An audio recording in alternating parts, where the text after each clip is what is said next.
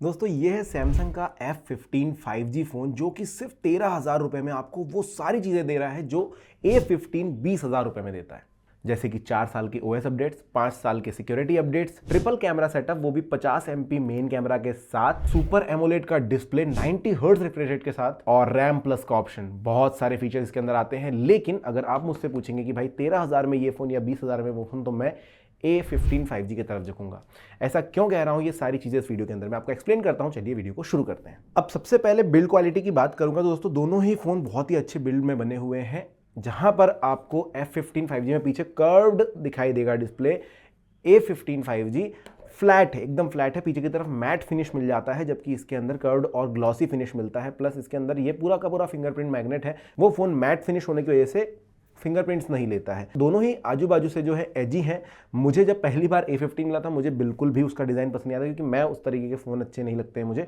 पर अगर इससे कंपेयर करूंगा तो मैं उसकी तरफ ज़्यादा झुकूंगा। ये थोड़ा सा अजीब दिखाई देता है मुझे, क्योंकि ये थोड़ा सा मोटा भी है। थिकनेस इसकी थोड़ी ज़्यादा 9.3 mm के आसपास इसकी थिकनेस आती है। आप समझ रहे हैं, मतलब ऑलमोस्ट 1 सेंटीमीटर के आसपास इसकी जो है थिकनेस आ जाती है। और ठीक है, वाजिब है, क्योंकि भाई 6000 mAh की बैटरी आपने इसके अंदर लगाई है। पर फिर भी डिज़ाइन जो है A15 5G की मुझे ज़्यादा पसंद आता है। साथ ही साथ वजन भी, F15 का वजन जो है लगभग 215 ग्राम के आसपास आता है, जबकि A15 5G 15 ग्राम कम है, मतलब 200 ग्राम का ही वो आता है। और पकड़ने में भी इसको थोड़ा सा उतना ज़्यादा मज़ा नहीं आता, जबकि A15 5G बहुत ही अच्छा लगता है पकड़ने के बाद। दोनों फोन्स के अंदर आपको सेम डिस्प्ले मिल जाता है, यानी कि 6.5 इंचेस का सुपर एमोलेड डिस्प्ले 90 हर्ट्ज के रिफ्रेश रेट के साथ, और दोनों ही लगभग सिमिलर है। आपको लग सकता है कि वो फ़ोन लगभग 19,000 में मिल रहा है और ये 13,000 में या 14,000 में मिल रहा है, तो कैसे उतना सिमिलर हो सकता है। बट दोस्तों बात मानिए, दोनों ही फ़ोन के डिस्प्ले एकदम सेम है, कुछ भी फर्क नहीं आपको मिलेगा। और लगभग बेजल्स भी सेम है, दोनों में वाटर ड्रॉप नॉच आता है। 13 MP कैमरे दोनों के अंदर लगे हुए हैं। सिमिलर सी फोटोग्राफी और सिमिलर सी वीडियोग्राफी वो करते हैं, और दोनों के एज डिटेक्शन वगैरह लगभग सिमिलर से हैं। मुझे ज़्यादा फर्क नहीं आया जब मैं फोटोज ले रहा था। इवन पोर्ट्रेट मोड भी मैंने दोनों के सेल्फी कैमरे बैक कैमरे से ट्राई करी थी।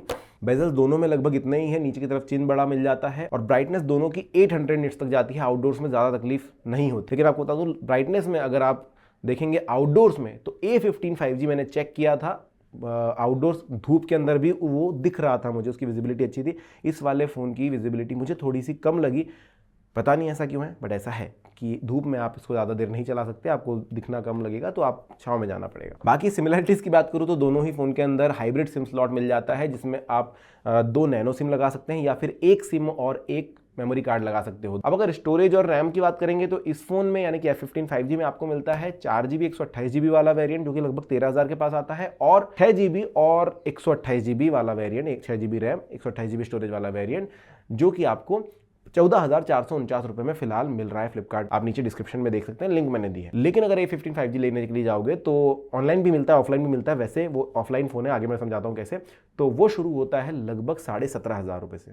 17,500 भी मैंने कम बोल दिए, 17,819 रुपए में उसका 6GB 128GB वाला वेरिएंट मिलेगा। उसके अलावा वो सिर्फ 8GB 128GB और 8GB 256GB वेरिएंट में आता है, और 8GB 256GB लेने जाओगे तो वो चला जाएगा लगभग 22,500 के आसपास। दोनों में ही रैम प्लस का ऑप्शन आता है, तो वहां पर भी आपको रैम जो है 12GB तक मिल जाएगी। अगर 8GB वेरिएंट लिया आपने तो वो 4GB और बढ़ जाती है। यहाँ पर भी 4GB की रैम प्लस हो जाती है, जिसकी वजह से आप मल्टीटास्किंग इजीली कर सकते हैं। अगर आप उस फीचर को ऑन रखते हैं, गेमिंग कर रहे हैं, उस समय भी बैकग्राउंड एप्स काफ़ी अच्छे से चलती रहेगी, स्मूथली चलती रहेगी, तकलीफ नहीं होती है।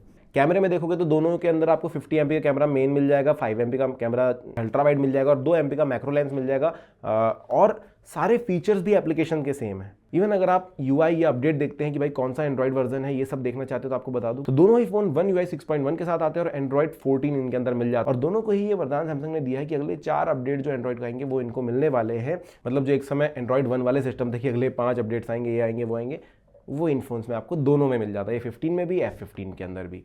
और 5 साल की सिक्योरिटी अपडेट्स मिलती है। मतलब मैं जनरली सोचता था कि 20,000 से नीचे अगर कोई फ़ोन लिया जाता है तो फिर वो 2 साल 3 साल उसकी उम्र होती है, उसके बाद वो इतना लैग करते हैं, इतना परेशान करते हैं कि दिक्कत होने लग जाती है और हम उसको बेच देते हैं या ख़राब हो जाते हैं वो।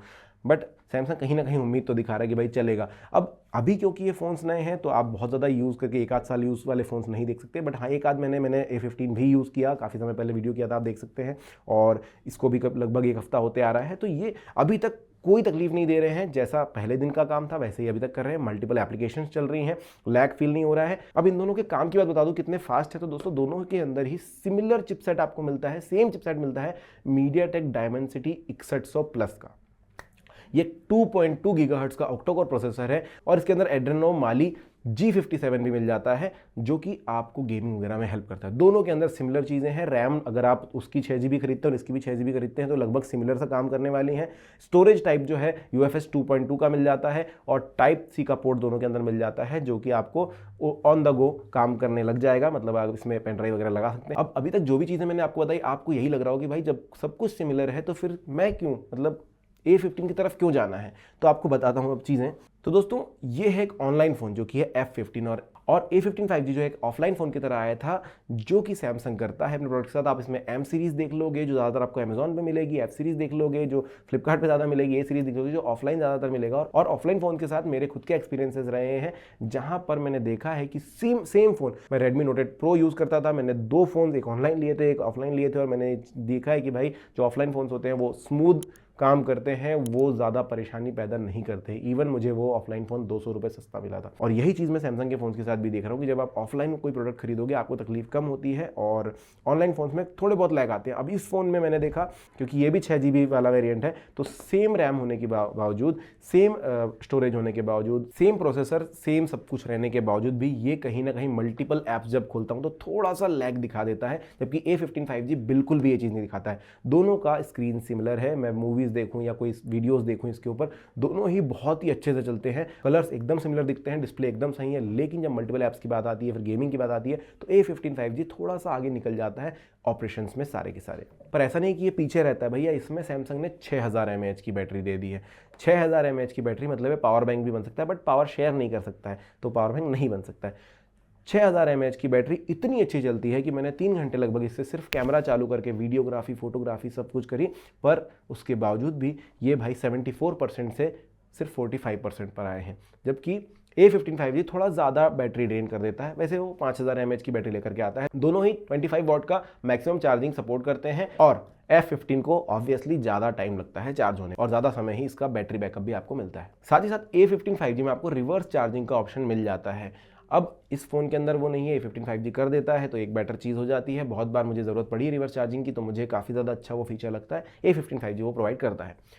प्राइजेस की अगर बात करूं दोस्तों तो ये 13,000 रुपये में शुरू होता है 4 GB 128 GB वाला वेरिएंट। अगर आप 6 GB 128 GB लेने के लिए जाते हैं तो आपको पता चलेगा कि 14,449 रुपये आपको खर्च करने पड़ेंगे F15 के टॉप वाले मॉडल के लिए, जिसकी लिंक मैंने डिस्क्रिप्शन में दे रखी है। अगर आप मेरा वीडियो देखकर ये सोच रहे हैं कि मैं A15 5G ही लूँगा तो आप उसका मिनिमम जो है आप वेरिएंट खरीद सकते हैं जो कि है 6 GB 128 GB वाला। वो मिलता है 17,819 रुपये में, लगभग यहाँ से 2,500 रुपये आप ज़्यादा देते हैं।